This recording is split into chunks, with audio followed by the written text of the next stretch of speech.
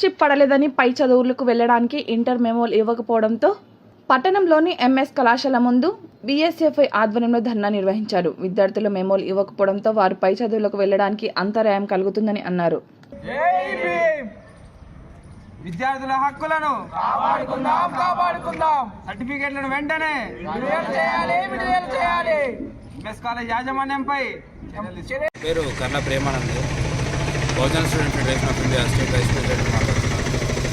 ఈరోజు MS college కోదాడలో ఉన్న MS college దగ్గర రావడం జరిగింది.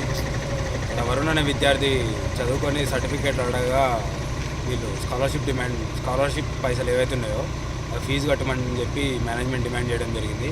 నేను కాల్ చేసి సార్ ఎందుకు సార్ ఇట్లా డిమాండ్ చేస్తారు, ఇట్లా రూల్ లేదు కదా, సుప్రీంకోర్టు సైటేషన్ కూడా ఉంది కదా, మీరు సర్టిఫికేట్లు ఇట్లా ఆపుతారు పిలగాలి అని అంటే సర్టిఫికేట్లు డబ్బులు కడితేనే ఇస్తాం, లేకుంటే ఇవ్వం, మీరేం చేసుకుంటారో చేసుకోరు అన్నట్టు మాట్లాడటం చాలా బాధాకరం.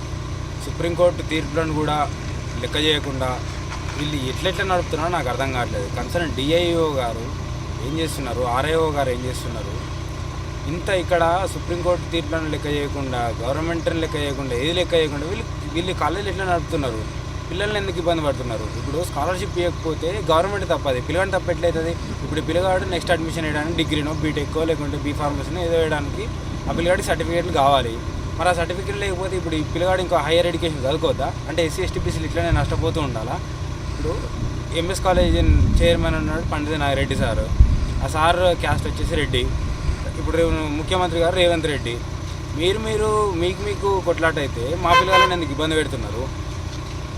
దీన్ని కన్నా మీరు పిల్లగాళ్ళకి సర్టిఫికేట్ లేకుండా ఇట్లనే ఇబ్బంది పెడితే మాత్రం రాష్ట్ర వ్యాప్తంగా మేము బంధులు చేయడానికి ధర్నాలు చేయడానికి వెనకాడబోమని చెప్పి మీడియా ముఖంగా హెచ్చరిస్తున్నాం. జై భీమ్, జై భారత్.